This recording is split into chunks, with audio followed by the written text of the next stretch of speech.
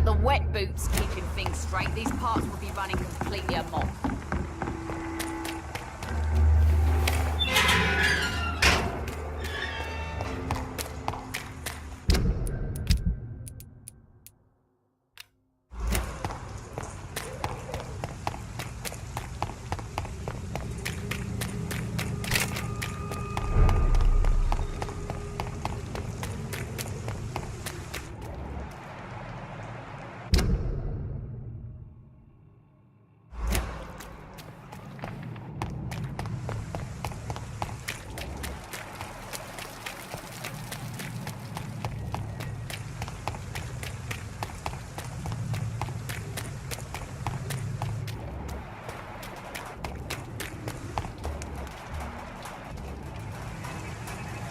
It's a leech! Kill it!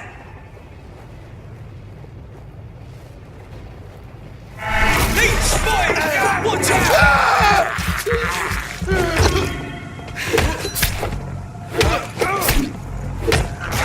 God!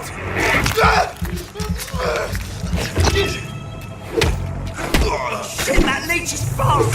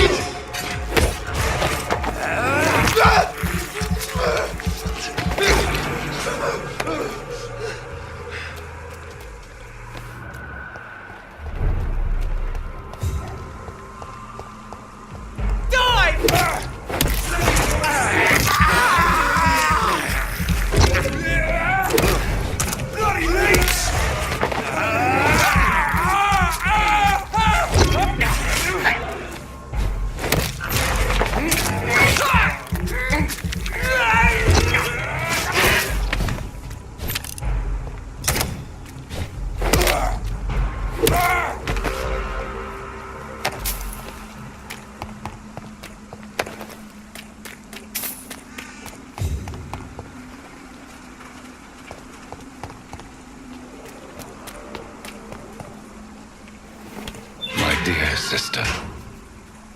I don't know if I have the strength.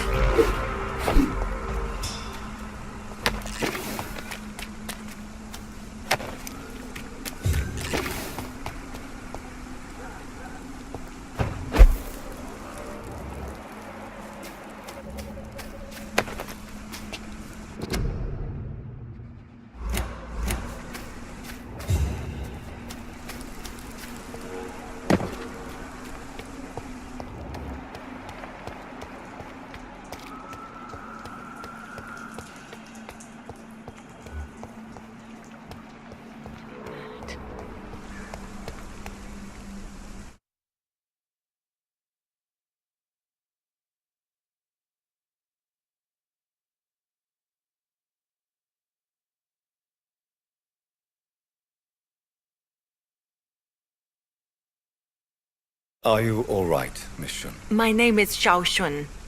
This is the proper way to address someone in my country. I do apologize, Xiao Shun. Are you all right? Yes, I am.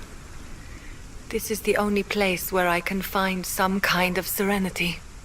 Some way to remember my dear Matthew. Tell me how your husband died, Xiao Shun. Matthew died of the Spanish flu, like so many others.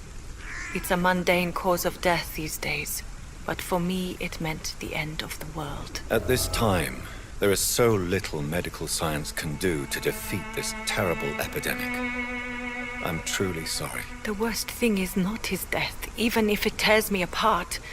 The worst is not to have seen it coming, to have lost him so quickly, even before realizing it. Did he hide his condition from you? Matthew was a smiling type, a happy sort. Everything that I am not. Did he laugh at his death to come, or did he not realize what was going to happen? I'll never know. Are you on your own? Do you have any friends or family who you could be with? I have family and friends, but I need to be here alone. One day maybe I'll go back to them, but not now. I need silence, and I need sadness.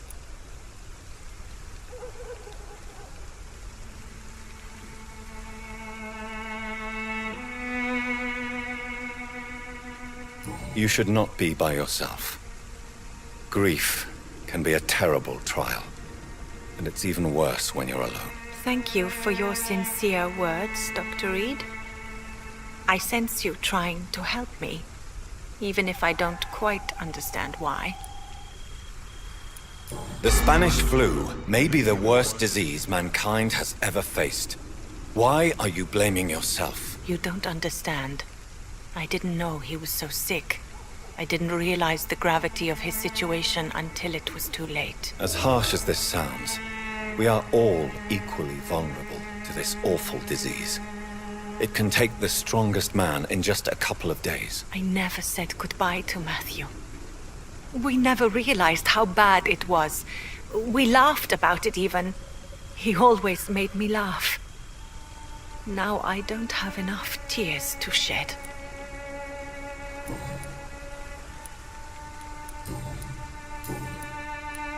Have you recent news of Nurse Crane and her dispensary? This part of town is very fragile. I hope the trust so many people put in her will not be betrayed.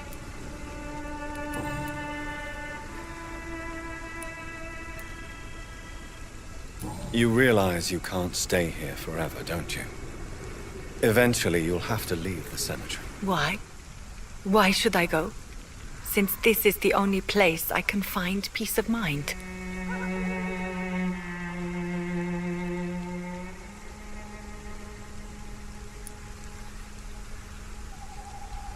But you're not dead. There is a difference between visiting the dead and staying with them. You sound like you're no stranger to the pain I feel. Let's just say, I too have a good reason to visit cemeteries at night. Please accept my condolences for your loss then, Dr. Reed. Are you a doctor yourself? Is this why you feel so guilty for not saving your sick husband? No, I am not. But I still need to blame someone for Matthew's death. And who else, if not his wife, who did not see it coming? I'm a physician, one of the best in the country. But I was unable to save my own sister, Mary. She died in my arms. Why tell me this? Is it supposed to make me feel better? No. But I wanted you to know that you have done nothing wrong. Unlike me. May I ask what caused the death of your sister? You could say she was also killed by a terrible disease. A disease I have sworn to fight and cure, no matter how long it takes. Thank you for sharing that with me, Dr. Reed. Maybe it's time we start to rebuild our lives, you and I. You should go home now. I think you're right. Cemeteries are for the dead, for they need silence too. Thank you for your honesty and your wisdom, Dr. Reed. Thank you for your company, Xiaoshun. Take care on the way home. Maybe I'll see you again in Whitechapel. Goodbye for now.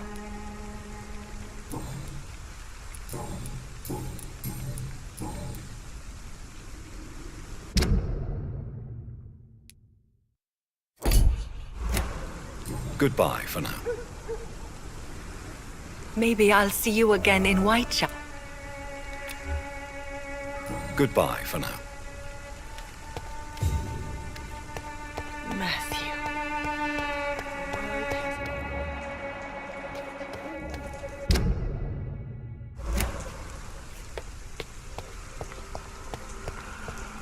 Since I can't reveal myself to my mother now, I must find a discreet spot to attend the ceremony.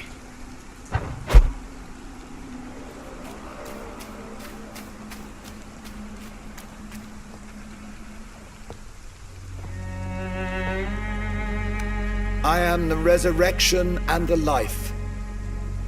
He that believeth in me, though he were dead, yet shall he live. And whosoever liveth and believeth in me shall never die. We commend unto thy hands of mercy, most merciful Father, the soul of our sister departed, and we commit her body to the ground. Earth to earth, ashes to ashes, dust to dust.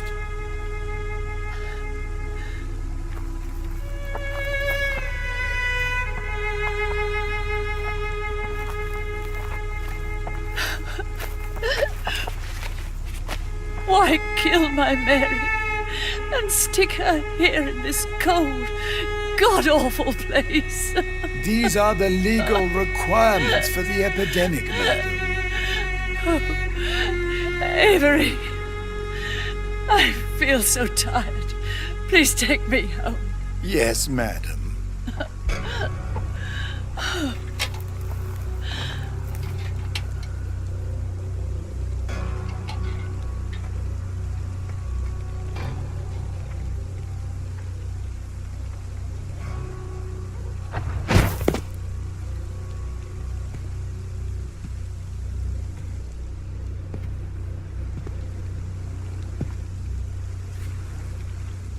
Oh, Mary. What have I done?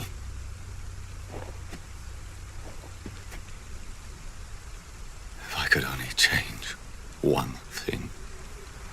One thing. This is a nightmare. Jonathan, there is nothing you can do but accept it.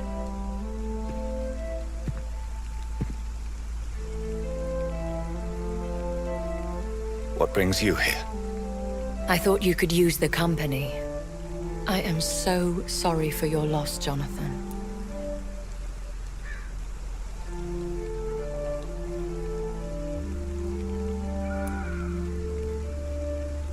She was a good person.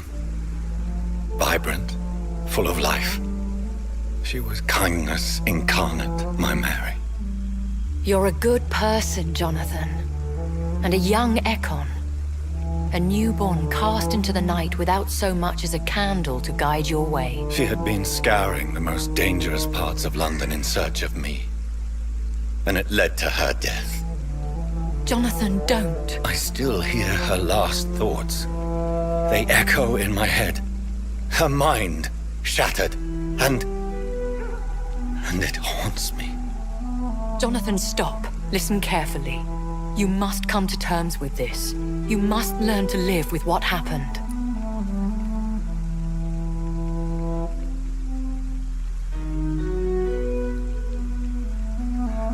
How can I? I've destroyed my family. My poor mother. I can't even console her. Don't you see? You're doing the work of our enemies, feeding your remorse.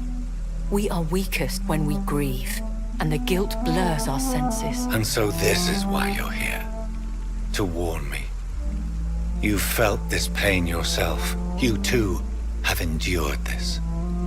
I don't want to lose you, Jonathan. I've lost so many friends.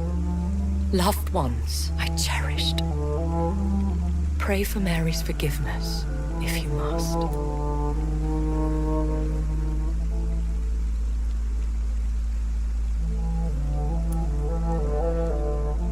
You may be right. Of course.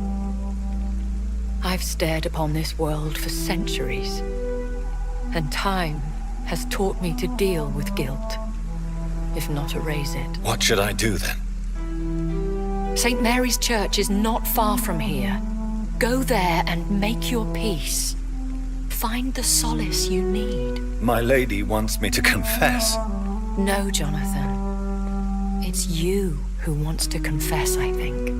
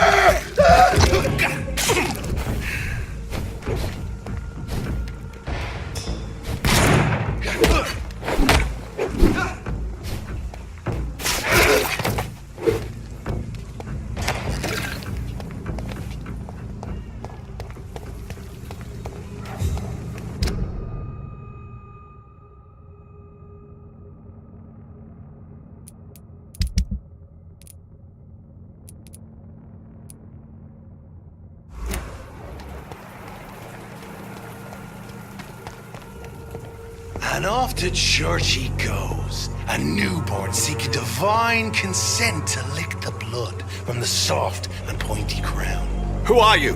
Make yourself known. Newborn, you reek of guilt and pointless compassion. Shed your skin, forget your old weaker self. What do you want from me?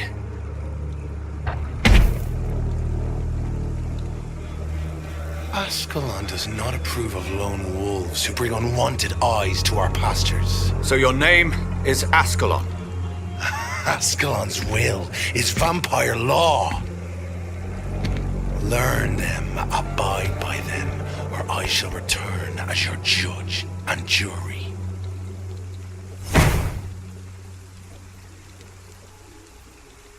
These immortals try my patience with their plans and unsolicited counsel.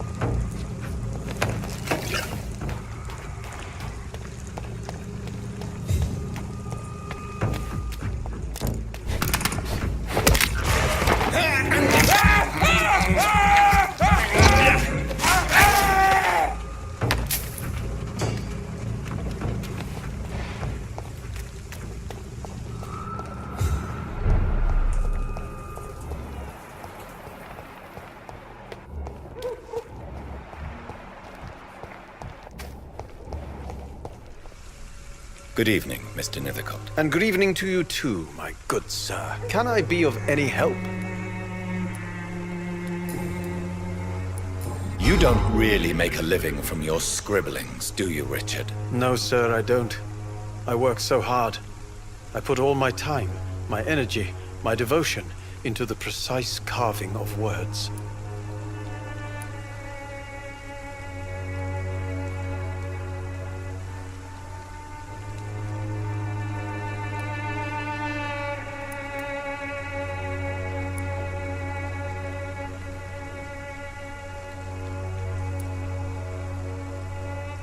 When she was younger, my mother was a painter and a poet. She told me many times how poor her artist friends were and how she helped them. My parents pay for my rent, my food, and my clothes. All I have to give them in return is lies they do not believe. You seem embarrassed. Someday I hope to proudly offer my first publication to my parents. Until that day, I'll remain the failure of a son they have to support.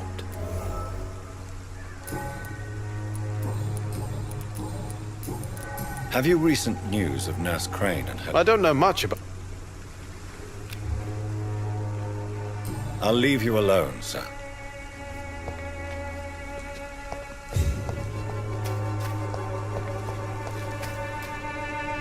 Hello again, miss. Hello, Camellia. How are you, partner? Come on, girl. Smile. Don't you know Dorothy and I have an agreement? We're on the same side. No? All right then, as you wish. Very well. Goodbye then.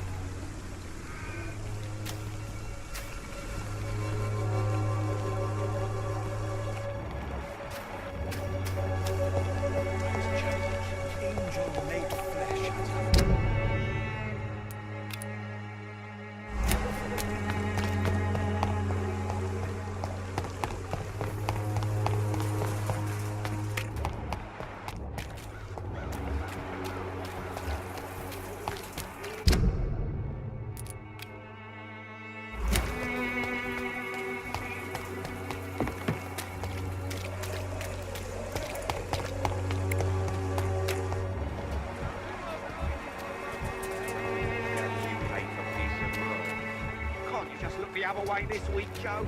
Come on, we can sort it out, right? It's not my call, Baron. Hey, one way or another. Please, Joe. How long have we known each other? Hello, young man. I'm Dr. Reed, and I would like to ask you a few questions. May I enter, please? Sorry, no, sir. My father does not like people entering our house, you see. Your father is worried about you, boy. He asked me to look for you. So my father actually worries about me then? Okay then.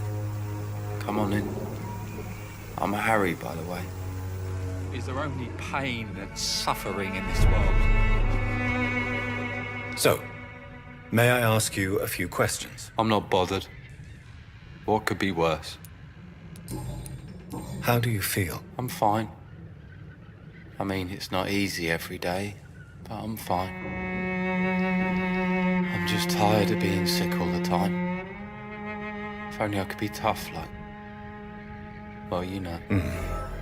Speaking of which, what can you tell me about your father? My father is an idiot who makes idiot things. That's all I have to say. Forgive my bluntness, young man, but you don't seem happy living in Whitechapel. Why should I? I never wanted to come here in the first place. It was my father's decision. And look around you. Does this look like a nice place to live?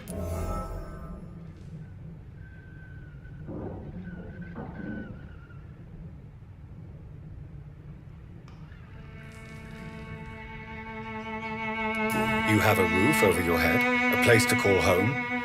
Many people here are not as lucky, you know. That's exactly what my father says. Harry, you should be grateful for what you've got. But I wasn't even consulted when we moved here. If life here is so terrible for you, why don't you just leave this place? Have you ever spoken to your father about it? I don't go outside. It terrifies me so. I went outside once without my father noticing and I saw terrible things. Bloody and frightening things. So that's why you stay at home all day? For fear of the epidemic? I'm not afraid of disease or death, Dr. Reed. It's the living I'm afraid of. Have you any recent news of Nurse Crane and her dispensary? I don't believe in miracles, but it seems the epidemic has been kept at bay for a few days. Your father and Mr. Lewis used to be good friends. What happened, Harry? I was young then. I don't remember Mr. Lewis ever coming back again after my mother died. Or was it after my father started bullying him? I don't know.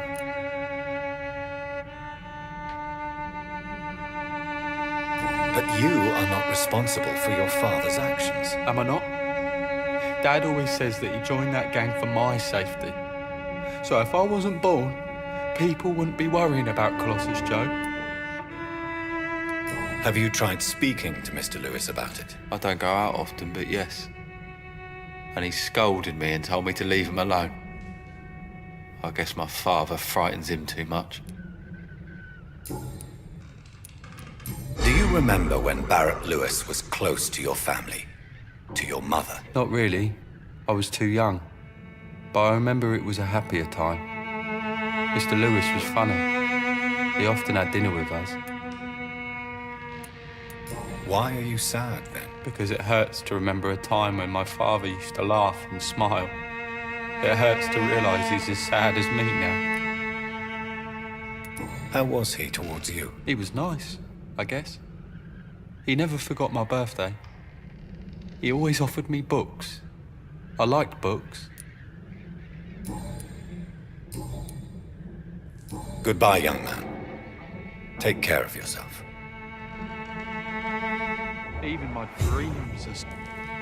So, may I ask you a few questions? I'm not bothered. What could be worse? Do you need any medical help, young man? Yes, I do. I feel so tired. I don't know if it's the epidemic, but everything seems so hard. You'll feel better with this. But you need to get a grip, young man. Medication alone won't cure melancholia. I'm not sure I'm happy with the idea of living long in a world like this. But I thank you for your concern, sir. Goodbye, young man. Take care of yourself. Is there only... So, may I... I'm not... Goodbye, young man. Even my dreams are soaked with glue.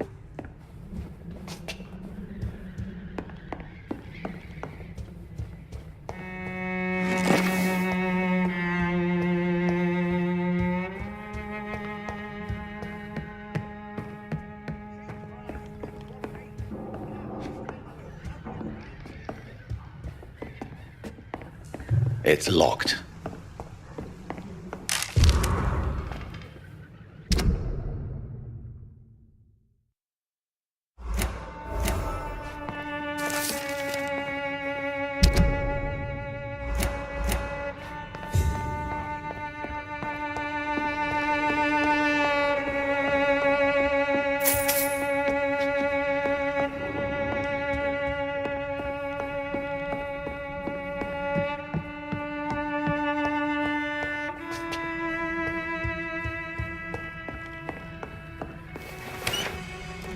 Is there only pain and suffering in this world?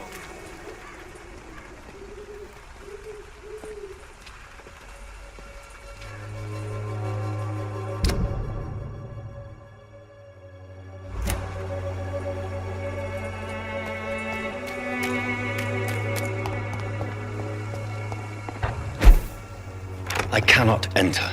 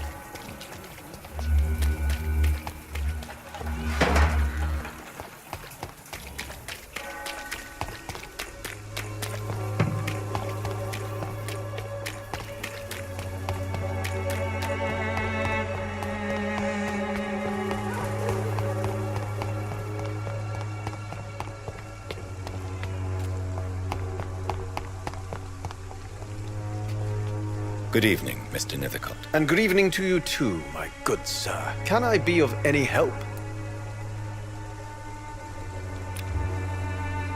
Do you need medical attention, sir? It may be wise to let you prescribe me something. I don't feel like I should. I understand your appetite for words and macabre beauty, sir. But you should be more careful. The nutrition of my mind is more important than my physical health. But I appreciate your concern, sir. I'll leave you alone, sir.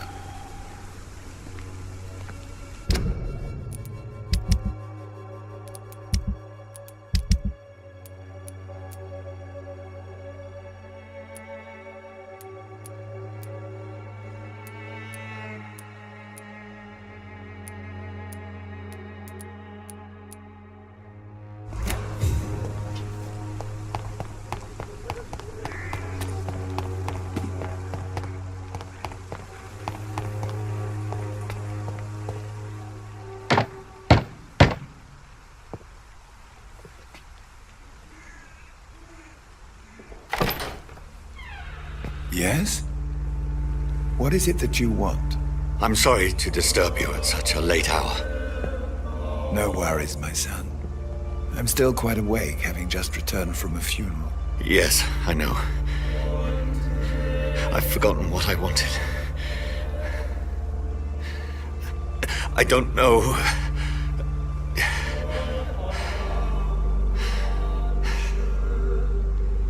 May I help you, child? You seem somewhat perturbed. I haven't the strength to cross the threshold. I wish to pray, to cleanse my soul. The church is shut by order of the bishop. But I'm still the vicar of St. Mary's, if that is any use to you, my son.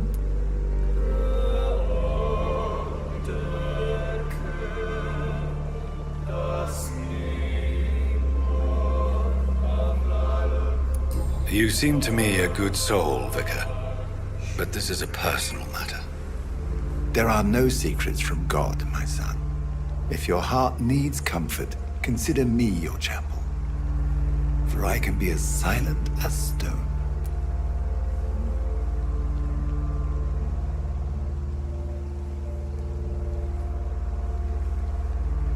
I've words for one departed. They're not for living ears to hear.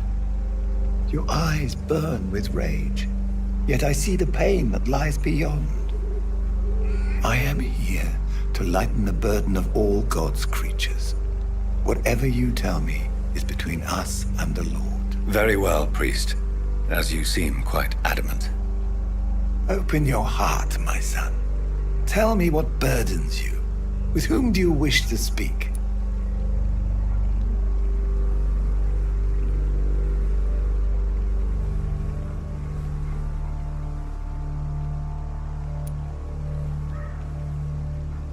Just know, I cared for her. You seem so troubled by the loss of this girl. What happened to her?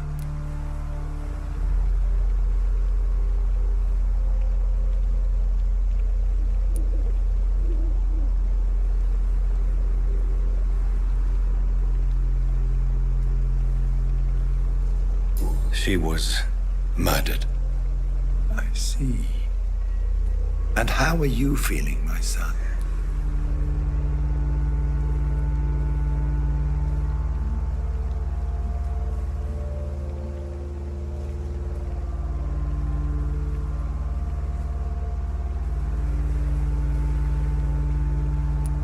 I wish I could forget all this.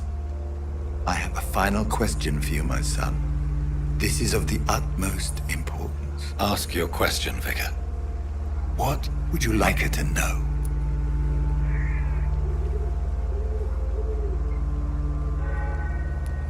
I'm so sorry, Mary. I promise to find who is responsible for all this.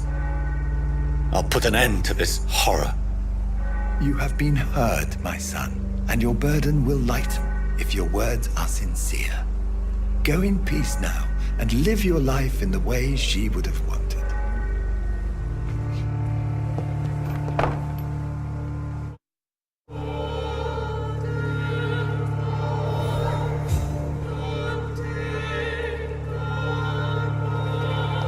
Whatever happened on this dock is between my sister and I. It does not concern God at all. Good evening, Doctor. Can I help you? Have you any news? I'll never know. Goodbye, Mr. Darby. Farewell.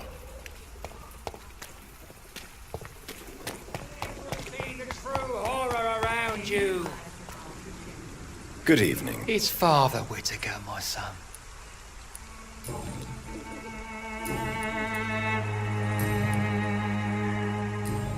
I have heard enough for tonight. Goodbye.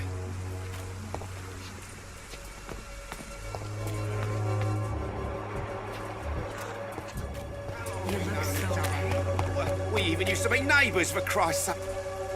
You again? What do you want this time? Harry doesn't seem happy living in Whitechapel. Why did you make him come here? I've always put my son's interests above everything else, whatever he may think. Our house is small but affordable. The walls are thin, but the door is solid. You really love your son, don't you, Mr. Peterson? He's my pride and joy. Even if he hates me for the choices I make and pushes me buttons more than he should.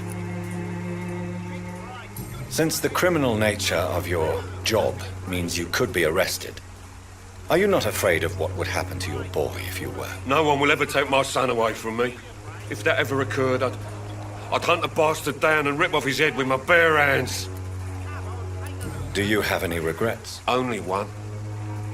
Not to have my beloved wife by my side. She died when Harry was little. My sweet Jane. She gave the boy confidence. Why do you keep on working for the gang, Joe? You know it doesn't suit you. It's true, I hate this job. And I know I made some bad choices, but I'm a wet boot boy now. People won't forget it. You could leave tomorrow. Start another life in another town. That's easy for you to say, Doctor. We are poor. My son's weak, and there's no way he'll endure another disappointment. Goodbye, Mr. Peterson. Cheap price. Fancy buying something, sir? You never lose your focus, do you? What do you know of Harry Peterson? The boy seems so fragile. Not like his father at all. Harry's a good boy, but he spends most of his time complaining. He's had it tough, all right, but he needs to grow a pair. What troubles him exactly? But despite being his father's son, almost everything, I think. He never wanted to come to Whitechapel in the first place. Hates this place more than most of us.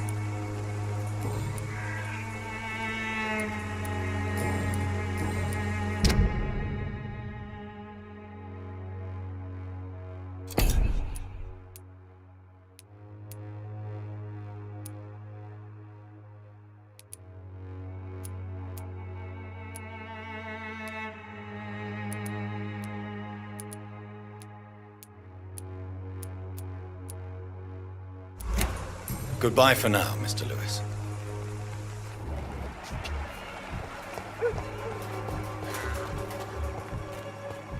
I should never have taken up my...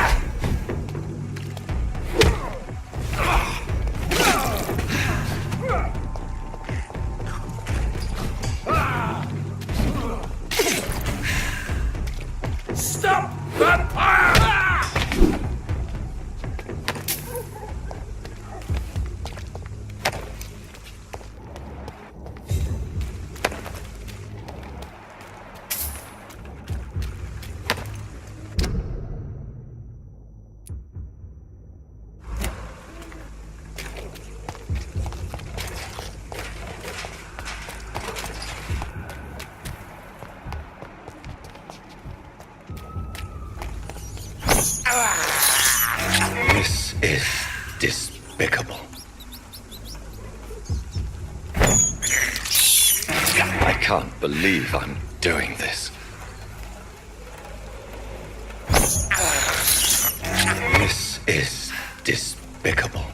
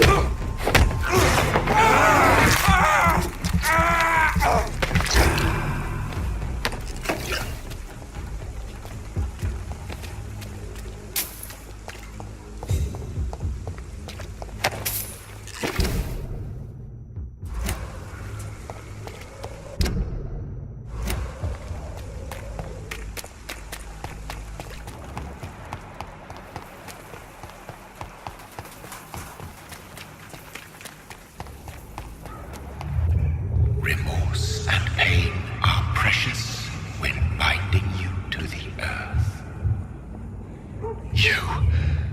I remember you.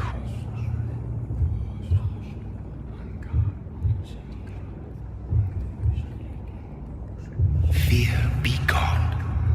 I would harm no child of my making. This is your doing. You made me this creature. What are you? I am the land. You are our champion.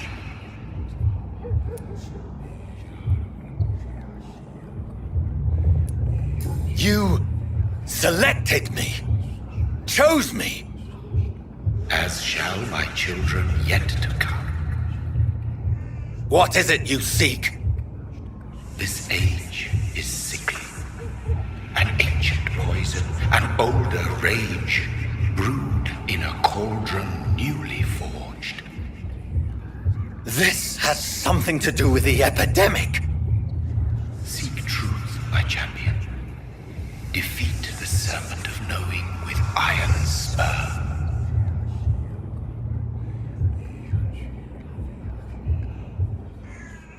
I've had enough of others making decisions for me, pretending to know how I should feel or behave. So the vampire who made me is some sort of disembodied entity? Or was he just projecting this vision in my mind? Maybe Edgar can help me with this one.